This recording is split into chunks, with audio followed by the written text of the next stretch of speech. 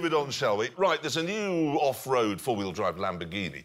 It's called the Urus, and to find out if it's any good, I took the Grand Tour to Sweden, armed with some questions.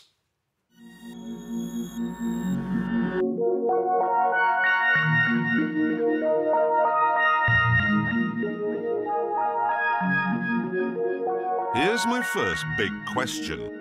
If you build a car to tackle terrain like this, can it still be a proper Lambo?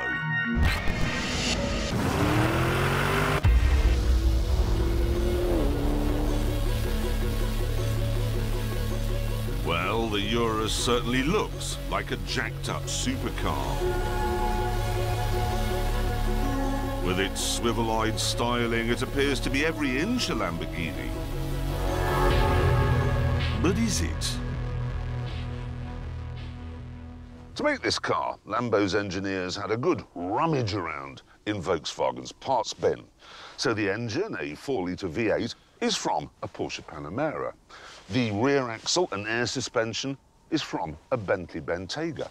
The platform on which it sits and a lot of the dashboard is from an Audi SQ7. So does that mean this isn't really a Lamborghini at all?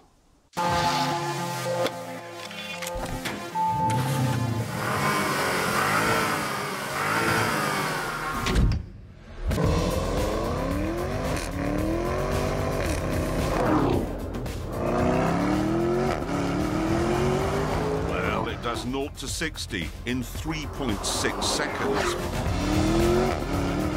And it has a top speed of 189.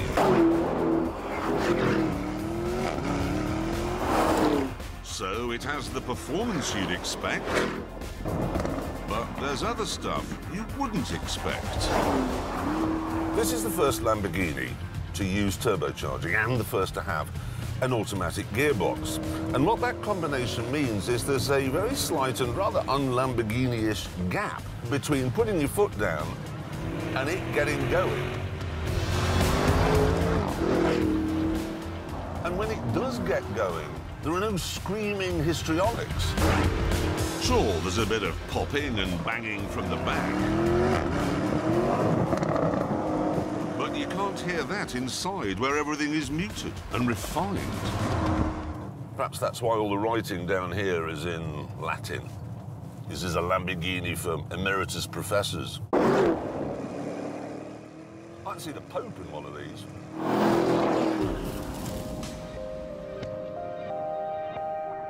So, it's quiet and a bit hesitant. And it has snazzy diffs and a clever traction control system. And the biggest carbon brakes ever fitted to a road car. So it's safe as well. However, there's no getting around the fact that I'm currently driving on snow and ice in a car that has 641 horsepower rampaging around underneath its bonnet. Which means that actually it's not that safe at all. Oh, God above.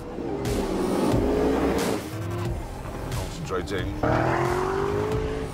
It's twitchy and it's scary. It's like I've been put in charge of all of the world's physics while I'm in a phone box full of wasps. Stop, leave me alone! I'm doing times and gravity. Stop! This car, then, it sits right at the moment where excitement stops and terror begins.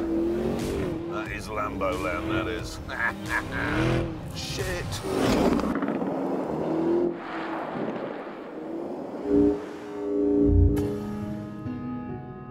So, the Urus looks and feels like a Lamborghini. It's also practical. The boot is massive. And inside, there's space for 5 6-footers.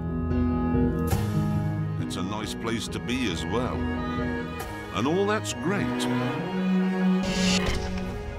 But does it work off-road? To find out, I'm going to try and drive it to the top of this ski resort.